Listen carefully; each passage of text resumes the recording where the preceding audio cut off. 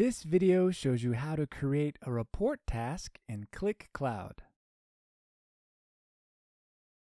On the Report Tasks tab, in the Apps Reporting section, click Create Report Task. In the Report Task dialog, enter a title for your report task.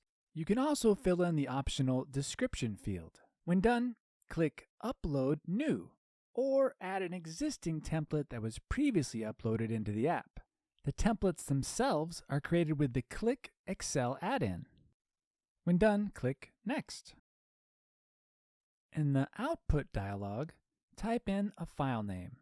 This is the file name your recipients will see. Select a timestamp format and select the filter you want to apply to the report, if you have created one previously. When done, click Next. In the Distribute dialog, select users and groups that you previously added to your report. Email is the default delivery option for the report. If you leave this enabled, you must add an email subject. Optionally, add a body section for the email.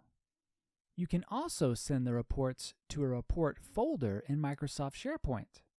The delivery is completed through an existing Office 365 SharePoint connection in the space. If you enable this option, insert the path of the folder where you want to save your reports.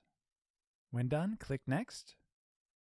In the Schedule dialog, you can set up the report distribution schedule. Reports can be sent whenever data is refreshed, or on a daily, weekly, or monthly schedule. When done, click Save.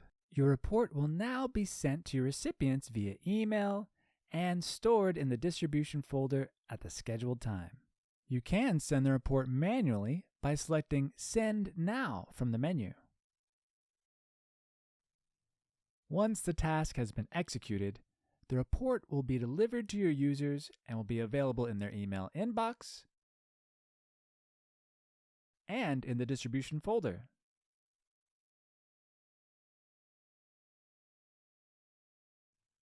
And that concludes this video. Thanks for watching.